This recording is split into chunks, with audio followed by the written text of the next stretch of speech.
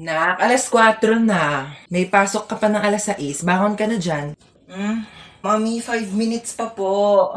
5 minutes. Okay, sabihin mo lang kung masama yung pakiramdam mo. Pwede naman kitang hindi mo napapasukin sa school, ha? No, Mami, I'm fine. Okay lang ako. Inaantok lang talaga ako. Sige, bangon ka na dyan. Bumangon ka na, alas 4 na! Aray! Wait lang. 5 minutes pa. 5 minutes mo na yan. Pag di ka bumaba, huwag ka na mag-aral, ha? Huwag ka na pumasok. Magtambay ka na lang. Oo na nga, Ma. Yan, talaga batang hindi pa rin talaga bumababa. Batang to, lagpas 5 minutes na, ba't di ka pa bumababa? Saan batang yun? Batang yun.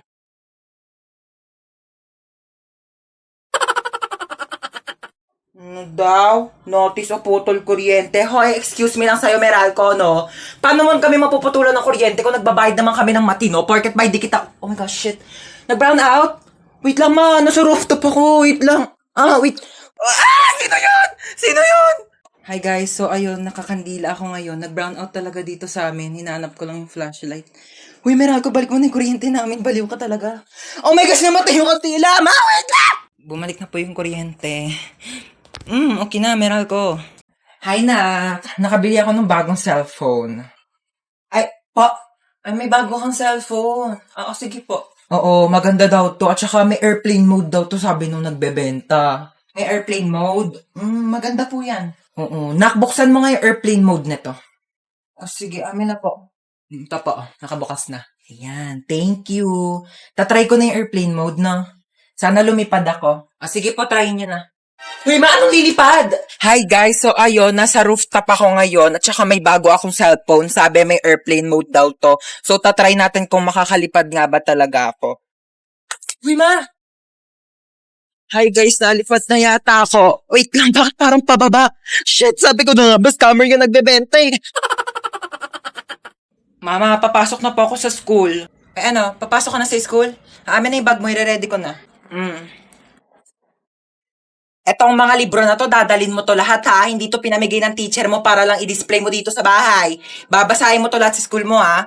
Dali mo tong electric fan na to ha. Ano ka, mahirap matuyuan ng pawis sa likod. Kailangan mo mag-electric fan doon. Dalhin mo rin tong microwave oven ha. Ikaw na mag-adjust. Hindi na masarap ang pagkain kapag malamig na ha. Initin mo na lang dito sa microwave oven ha. Ingatan mo naman to.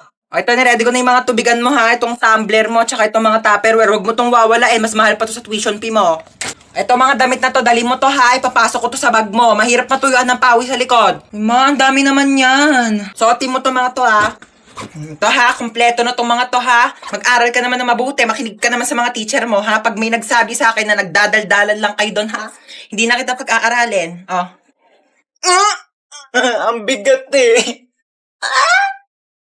Nak! Po! Nak! Bakit? Nak! Bakit? Nak!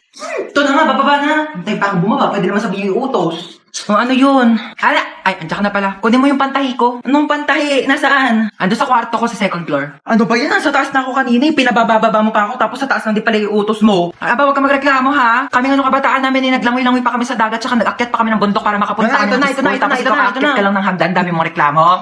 Ito na. Thank you. Ay, nakunin mo pala yung walis ting-ting. Nasa rooftop. Ano ba yan? Nasa rooftop? May reklamo ka? Wala.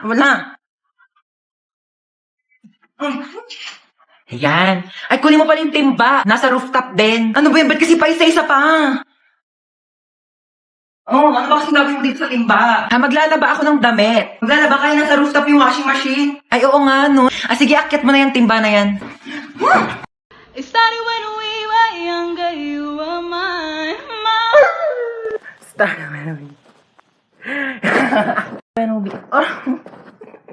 It started when we were younger. You were mine. Hallelujah. Ma, uwi na tayo. Shh!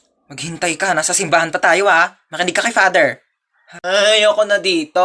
Alis na tayo. Yes, Father. Maghintay ka ha. Isa pa. Malilintikan ka talaga sa akin mamaya. Yes, Father. Ayoko nga dito. Gusto ko sa Jollibee.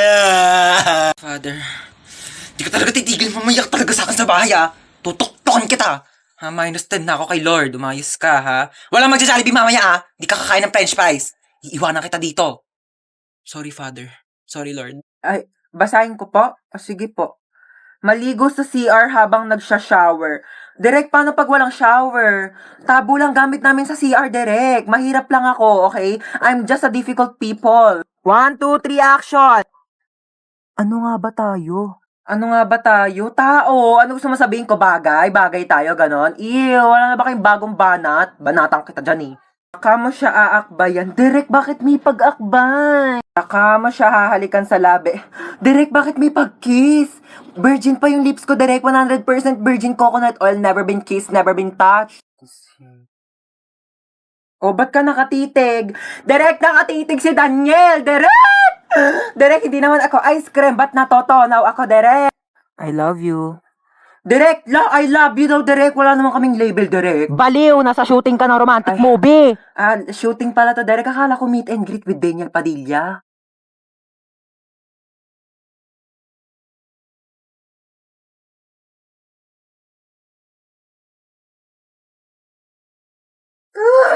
Kinakabahan ako sa'yo. Sure ka, marunong ka talaga mag-drive ha. Pag tayo na aksidente, sinasabi ko sa'yo. Oo nga, marunong ako mag-drive. Nagdadrive na ako ng kotse sa Tom's World eh. Dapat lang. Uy, wait, anong Tom's World? Ititignan mo, bumili ako ng 2 t-shirts sa Consistency Clothing. Ang ganda ng designs. Mamaya papakita ko sa iba pa nilang designs. Oh my gosh, tayo, mabubunggo tayo.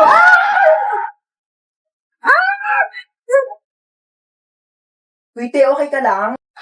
Medyo nahihilo lang ako, pero okay lang ako, te. Buti naman okay ka. Wait lang, may lumalapit to. Tutulungan yata tayo. Ay, te, Pogi! Te, Pogi, te! Ay, may Pogi. Hala, Pogi nga, te. Mag-lip tint muna tayo. Alagi tayo, dugo.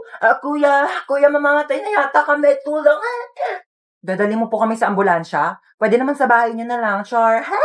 Kumusta po ako, Doc? Onting gas-gas lang sa tuhod. Onting gas-gas lang. Pwede ko po tignan. Nasa kabilang ambulansya yung tuhod mo eh.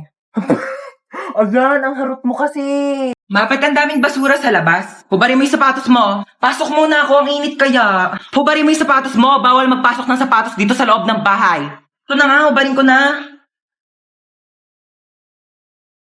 Bakit mo pinasok? Di ba sabi ko bawal magpasok ng sapatos dito sa loob ng bahay? Kakalinis ko lang ng sahig.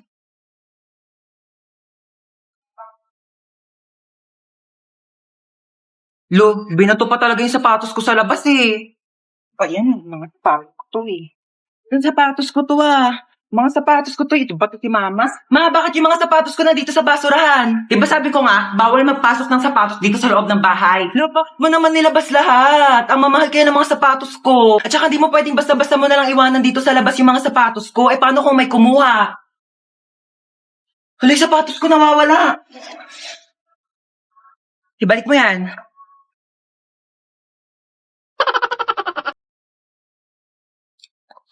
7 a.m. na agad. Bilis naman ng oras. Tatamad pa akong bumangon eh. 10 minutes na lang, 10 minutes. Ano ba yan? Bakit bang ingay ng mga baby? Oh, gising ka na pala. Sino ka? Anong sino ako? Ikaw talaga? Pagod ka lang siguro sa trabaho. Anong trabaho? Grade 11 pa lang ako, nag-aaral pa lang ako. Teka lang nga, ba't ang iingay ng mga batang yun? Sino ba yun? Ano ka ba? Mga anak mo yan, oh, si Chuchay, pati si Kendra. Hi, Daddy! Hi, Daddy! Yeah, wag mo ako tawagin Daddy, kadiri kayo. Bakla nga ako eh, ba't ako mag-aanak? Teka nga, sino ka ba ha? Asawa mo ako? Ano ka ba? Asawa kita? Ew! Kaperma ko cellphone mo. 2030 na? Sabi ko 10 minutes lang ako matutulog, hindi ko sinabing 10 years. Ay naku mahal, pagod na pagod ka lang talaga siguro sa trabaho mo. Naku, i-kiss na lang kita. Ew, anong kiss? Anong kiss? Aray! Aray ko mahal! Kadiri ka! Ma, busog na talaga ako. Hindi ko na kaya ubusin. Ay, hindi ubusin mo yan sa plato mo ha. Huwag ka mag-iinarte-inarte dyan. Madaming batang nagugutom, madaming batang hindi makakain, tapos ikaw, hindi mo ubusin yan nasa plato mo? O bakit? Pag inubos ko ba ito, mabubusog na yung mga batang nagugutom. Kumain ka. Ito na. Kainin na. Ubus na. Tingnan ang plato mo. Anong ubus na, ha? Kita mo tong butil ng bigas na to, ha? Bawat butil ng bigas, pinaghihirapan ng mga magsasaka, ha? Mahal na ang bilihin ng bigas ngayon. Kainin mo to. Ba yun eh? Kanin na lang naman eh. Wala na. Ano to, ha? Kita mo tong sarasa na to? Kita mo tong toyo na to? Ang mahal kaya ng toyo, tapos hindi mo kakainin, ha? Ubusin mo to. Simot na. O baka gusto mo kainin ko pa tong platon to. Baka sabihin mo nagsasayang ako ng plato.